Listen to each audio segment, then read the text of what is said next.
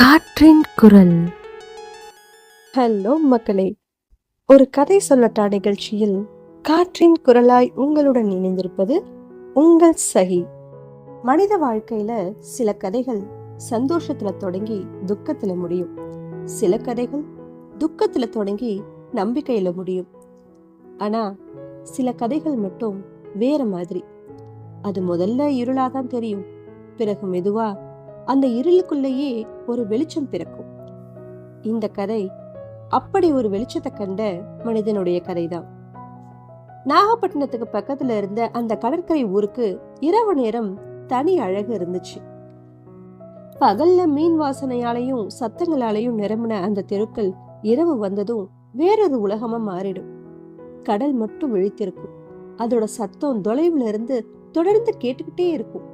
அலைகள் கரையை தொடுற ஒவ்வொரு நொடியும் யாரோ பழைய கதைய மீண்டும் மீண்டும் சொல்லிக்கிட்டே இருக்கிறது போல தோன்றும். அந்த ஊரோட எல்லைக்கு பக்கத்துல இருந்த பழைய வீட்டுலதான் வாழ்ந்தான் அருண். சின்ன வயசுல இருந்தே அவன் அதிகமா பேச மாட்டான். மத்த பிள்ளைங்க கூட்டமா விளையாடும் போது கூட அவன் கடற்கரையில தனியா உட்கார்ந்து வானத்தை பார்த்துட்டு இருப்பான். அவனுக்கு மனிதர்களை விட அமைதி தான் பிடிக்கும். அவனோட அப்பா சதாசிவம் ஒரு மீனவர். கடல் தான் வாழ்க்கை. காலை இருட்டுல போயிட்டு இரவு இருட்டுல தான் வீடு திரும்புவாரு. அம்மா காவேரி வீட்டு வேலை பார்த்துக்குவாங்க. வறுமை இருந்துச்சு, ஆனாலும் அந்த வீட்டுல அன்பு குறையல. ஒரு நாள் இரவு மழை கொட்டிட்டு இருந்தது. கடல் ரொம்பவும் கொந்தளிப்பா இருந்தது. அந்த நேரத்துல கூட சதாசிவம் கடலுக்கு போக வேண்டி இருந்துச்சு. இன்னைக்கு போகாம இருந்தா நாளைக்கு வீட்டுல சோறு இருக்காதுன்னு சிரிச்சுக்கிட்டே சொல்லிட்டு போவாரு. அது அருண் அப்பாவை கடைசியா பார்த்த நாள்.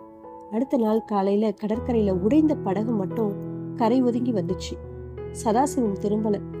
அந்த நாள்ல இருந்து அந்த வீட்டோட சத்தம் குறைய ஆரம்பிச்சுது. காவேரி பேசுறதையே குறைச்சிட்டாங்க.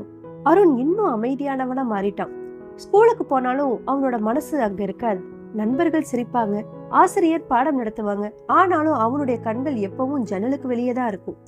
ஒரு நாள் ஆசிரியர் கேட்டாங்க, அருண், நீ பெரியவன் ஆனதுக்கு அப்புறம் என்ன ஆகணும்? வகுப்புல எல்லாரும் திரும்பி பார்த்தாங்க. அருண் சில நொடிகள் அமைதியா இருந்தான். பிறகு மெதுவா சொன்னா, எங்க அம்மா இனிமே அழக்கூடாது. அந்த வகுப்பே அமைதியாயிடுச்சு இதை கேட்ட உடனே.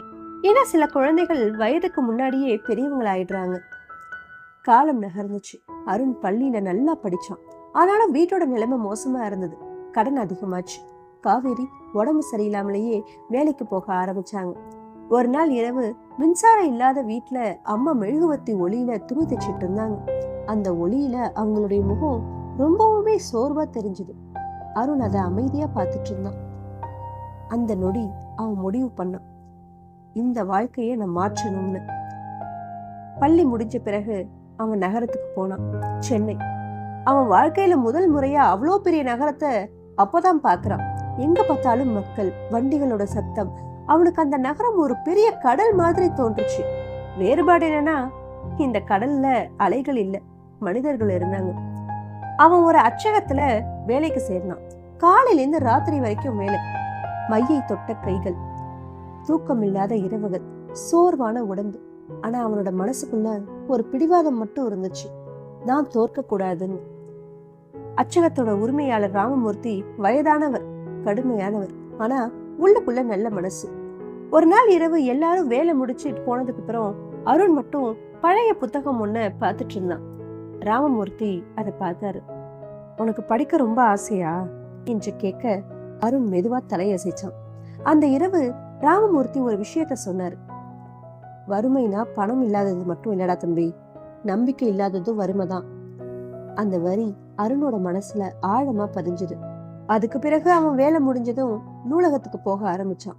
புத்தகங்கள், வாழ்க்கை வரலாறுகள், கவிதைகள், தோல்வியில் இருந்து எழுந்த மனிதர்களுடைய கதைகள் அவனுக்குள்ள மெதுவா ஒரு மாற்றத்தை கொண்டு வர ஆரம்பிச்சது. முன்னாடி அவன் வாழ்க்கையிலிருந்து ஓட நினைச்சான், இப்போ அதை புரிஞ்சுக்க ஆரம்பிச்சான். ஒரு நாள் நூலகத்துல அவன் ஒரு வயதான மனிதரை சந்திச்சான்.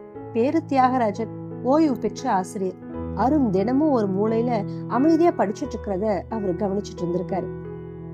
நீ என்ன தேடுற என்று அவர் ஒரு நாள் கேட்க அருண் சிரிச்சான். தெரியல. தியாகராஜன் மெதுவா சொன்னாரு, அதான் வாழ்க்கை. நாம எல்லாரும் ஏதோ ஒண்ணு தேடிக்கிட்டே தான் இருக்கிறோம். இப்படி அவர் சொல்ல அந்த நாள்ல இருந்து அவங்க 2 பேரும் நண்பர்கள் ஆயிட்டாங்க. தியாகராஜன் அருணுக்கு புத்தகங்கள் மட்டும் கொடுக்கல, வாழ்க்கையையும் கத்து கொடுத்தாரு. மனுஷன் கஷ்டத்தால உடைய மாட்டான், தனிமையாலதான் உடைவான் என்று அடிக்கடி சொல்வார்.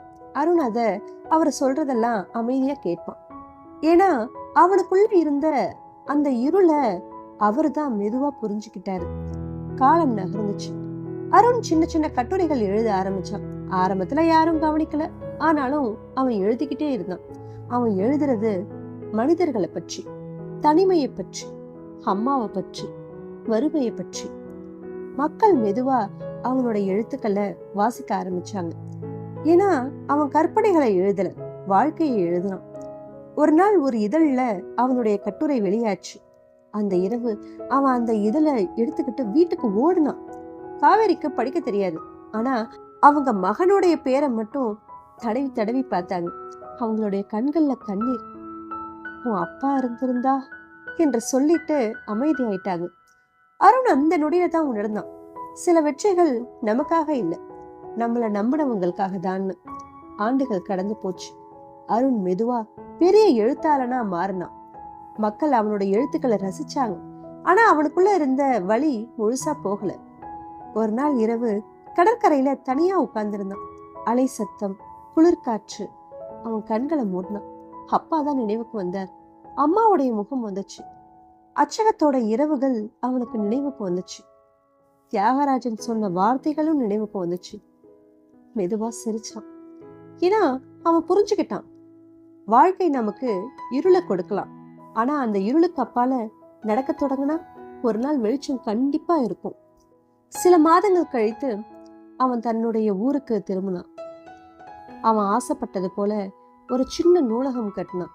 வாசல்ல ஒரு வரி எழுதப்பட்டுச்சு, இருளை வெறுக்காதே, சில நேரம் அதுதான் வெளிச்சத்துக்கு வழிகாட்டும். சில மனிதர்கள் வாழ்க்கையில தோற்ற மாதிரி தெரியும், ஆனா அவங்க இன்னும் பயணத்துல தான் இருப்பாங்க. இருள் முடிவு கிடையாது, அதை கடந்து நடந்த மனிதனுக்கு தான் விடியல் தெரியும். மீண்டும் ஒரு கதையுடன் நாளை சந்திக்கலாம். நன்றி.